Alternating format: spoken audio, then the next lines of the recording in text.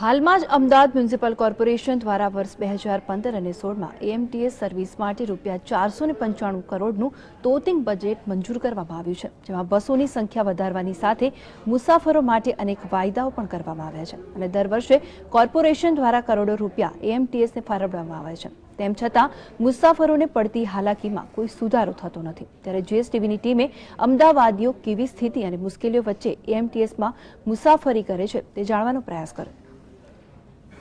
Ahmedabad municipal corporation દ્વારા હાલમાં જ તેની જાહેર પરિવહન સેવા એએમટીએસ માટે રૂપિયા 495 કરોડનો આંક નક્કી કરવામાં આવ્યો છે। વર્ષોથી કોર્પોરેશન એએમટીએસ માટે બજેટ મંજૂર કરે છે, પણ તેનો સીધો ફાયદો હજુ સુધી મુસાફરોને થતો હોય તેવું દેખાતું નથી।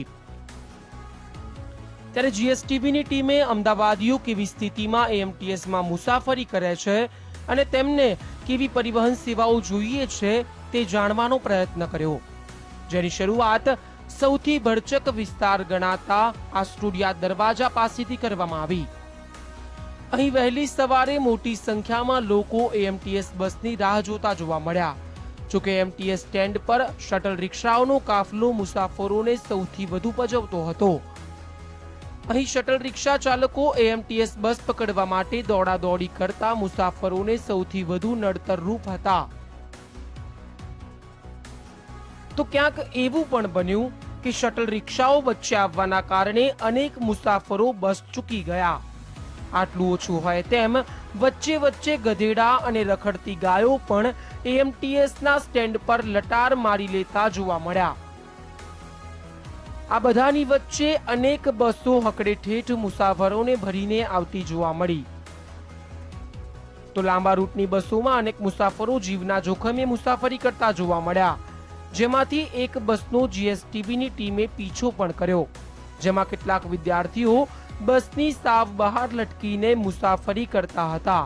આટલી જોખમી મુસાફરીનું ઉદાહરણ નજર સમક્ષ હોવા છતાં અમારી ટીમે હાજર મુસાફરોને તેમને પડતી મુશ્કેલીઓ અંગે પૂછી જોયું, જેનો જવાબ વર્ષો પહેલા પણ એ જ હતો અને આજે પણ એ જ છે।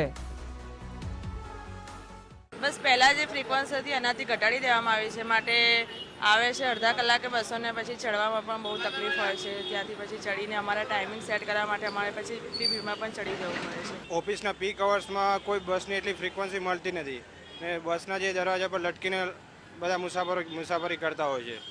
તો આ જે બજેટ રજૂ કર્યું છે એનાથી જે આપણે એટલું જ એમસીથી આપણે એક્સપેક્ટ કરીએ છીએ કે પીક અવર્સમાં જે છે ત્યારે મેક્સિમમ એની ફ્રીક્વન્સી વધારે, જેનાથી કરીને મુસાફરો જે સ્કૂલના અથવા કોલેજના જે રોજ ઓફિસ જે જવાવાળા છે એમને ફાયદો થાય। અહીંયાથી અમારી ટીમ પહોંચી પોસ્ટ વિસ્તાર ગણાતા ઇન્કમટેક્સ 4 રસ્તા પરના સ્ટેન્ડ પર। અહીં મોટી સંખ્યામાં વિદ્યાર્થીઓ અને કોલેજ સ્ટુડન્ટ્સ બસની રાહ જોતા જોવા મળ્યા। આ સ્ટેન્ડ પર આવતી કોઈ પણ રૂટની બસ આવતાની સાથે જ ભરચક થઈ જતી હતી, તો બસની ક્ષમતા કરતા પણ અનેક ગણા વધારે મુસાફરો તેમાં ઠાંસીને ભરાતા હતા। જોકે ધ્રાસકો તો ત્યારે પડ્યો જ્યારે મહિલાઓ અને કોલેજ ગર્લ્સ પણ બસના બારને લટકીને જતી દેખાઈ। મોતની આ મુસાફરી અહીંથી ચડતા દરેક મુસાફર માટે સામાન્ય અને રોજિંદી વાત બની ગઈ છે। તો તંત્રની બેદરકારીની હદ તો ત્યારે આવી જ્યારે આટલી ગંભીર પરિસ્થિતિ સામે અહીં હાજર ટિકિટ ચેકર અધિકારીઓએ આંખ આડા કાન કર્યા। આ રૂટ પર ગર્લ્સ સ્ટુડન્ટ્સને પણ મુસાફરી દરમિયાન પડતી મુશ્કેલીઓનો પાર નહોતો। પોતાને પડતી મુશ્કેલીઓનો ચિતાર આપતી આ વિદ્યાર્થીનીનો જવાબ મહિલા સશક્તિકરણ અને મહિલા સુરક્ષાની ગુલબાંગો પોકારતા તંત્રએ ગળે બાંધી લેવા જેવો છે।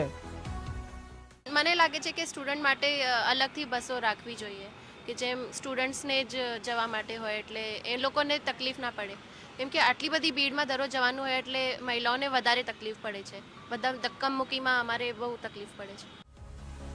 એએમટીએસના બજેટમાં આ વર્ષે રૂપિયા 55 કરોડ સુધીનો વધારો સૂચવવામાં આવ્યો છે। તો કોર્પોરેશનની ચૂંટણીઓ આવતી હોવાથી મહિલાઓ માટે દરેક ઝોનની એક રૂટની બસમાં 50% સીટો અનામત રાખવાની જોગવાઈ પણ કરવામાં આવી છે। જોકે રૂપિયા 495 કરોડના આ બજેટમાં મુસાફરો માટે બીજી કોઈ વિશેષ જોગવાઈ નથી। એક જ પીક અવરમાં બસોની સંખ્યા વધારવામાં આવશે અનેક રૂટોની બસો નવી શરૂ કરાશે જેવા વર્ષોથી અપાતા વાયદાઓ રિપીટ કરાયા છે, જે મુસાફરોને કોઠે પડી ગયા છે. ત્યારે આટલું તોતિંગ બજેટ ખરેખર કોની સેવા માટે છે એ કહેવાની હવે જરૂર ખરી. ખાયા પિયા કુછ નહીં, ગિલાસ તોડા 12 આના. હિન્દી ભાષામાં થયેલી આ ટકોર અમદાવાદ મ્યુનિસિપલ કોર્પોરેશનના AMTS બજેટને બરાબર બંધ બેસે છે. દર વર્ષે કરોડો રૂપિયા આ સર્વિસ પાછળ ખર્ચવામાં આવે છે.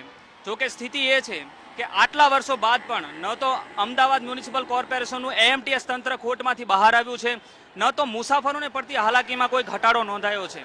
વર્ષ 2015માં કોર્પોરેશનની ચૂંટણીઓ યોજાનાર છે, ત્યારે 495 કરોડનો બજેટ મુસાફરો માટે કેટલા અચ્છે દિન લઈને આવશે તેના પર સૌ કોઈની નજર રહેશે.